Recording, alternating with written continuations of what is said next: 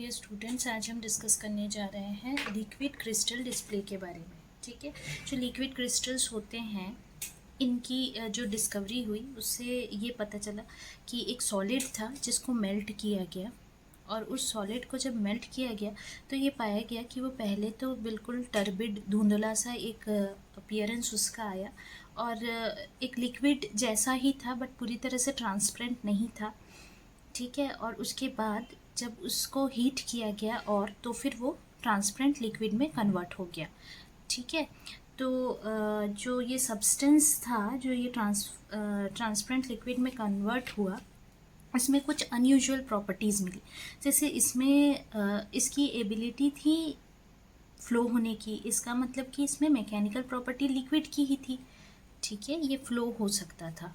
दूसरी चीज़ ये कि यहाँ पर जो इसकी ऑप्टिकल प्रॉपर्टीज़ मिली, जैसे इस मटेरियल से बायरफ्रिंजेस दिख रहे थे, तो फिर वो हो गई इसकी क्रिस्टल वाली प्रॉपर्टी।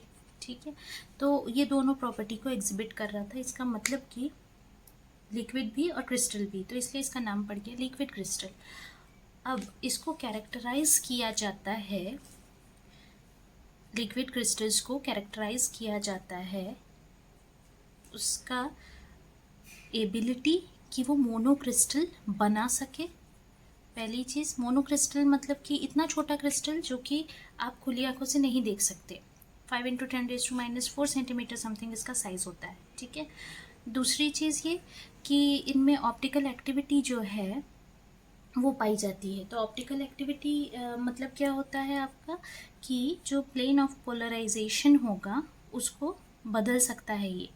ठीक है, तीसरी चीज़ ये कि ये टेम्परेचर सेंसिटिव होते हैं, यानी टेम्परेचर मान लीजिए बढ़ गया या कुछ भी हो गया, कम हो गया सपोज़, तो फिर यहाँ पे हमको कलर चेंज देखने को मिलता है कुछ क्रिस्टल्स में, कुछ लिक्विड क्रिस्टल्स में।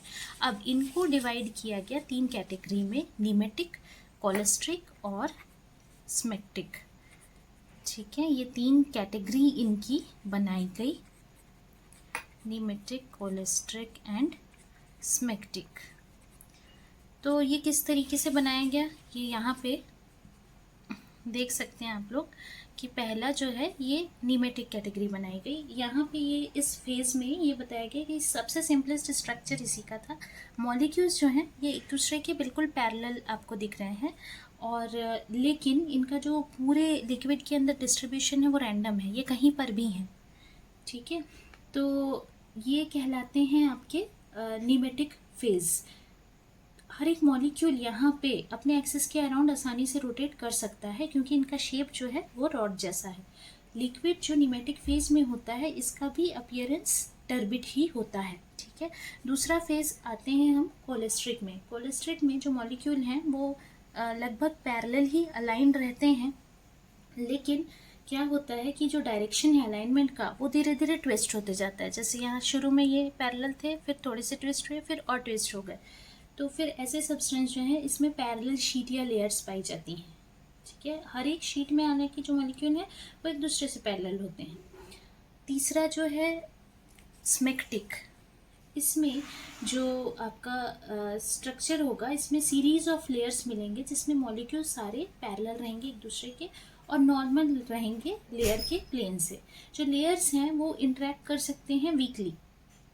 ठीक है, और इनके अंदर जो लेयर हैं वो आसानी से एक दूसरे से स्लिप करके क्रॉस कर जा सकते हैं या फिर ये रोटेट कर सकते हैं एक दूसरे के रिस्पेक्ट में। ठीक है, तो इस तरह का जो मोशन है यही रिस्पॉन्सिबल होता है लिक्विड के जैसे मैकेनिकल प्रॉपर्टीज़ के लिए। एक चीज़ और, यहाँ पे जो कोलेस्ट्रिक फेज होता है यहाँ पर क्योंकि हेलिकल स्ट्रक्चर होता है तो इसीलिए ये ऑप्टिकल एक्टिविटी को एग्जिबिट करता है। ठीक है, यानी प्लेन ऑफ पोलराइजेशन जो है लाइट बीम का वो रोटेट हो जाता है जैसे ही सब्सटेंस के अंदर से पार होता है या ट्रेवल करता है तो वो चेंज हो जाता है। ठीक, तो ये लिक्विड क्रिस्टल डिस्प्ले के बारे में था। अगर आपको इसमें कोई भी डाउट है तो कमेंट सेक्शन में पूछ सकते हैं। वीडियो पसंद आया तो शेयर, लाइक, सब्सक्राइब करना ना भूलें। Thank you.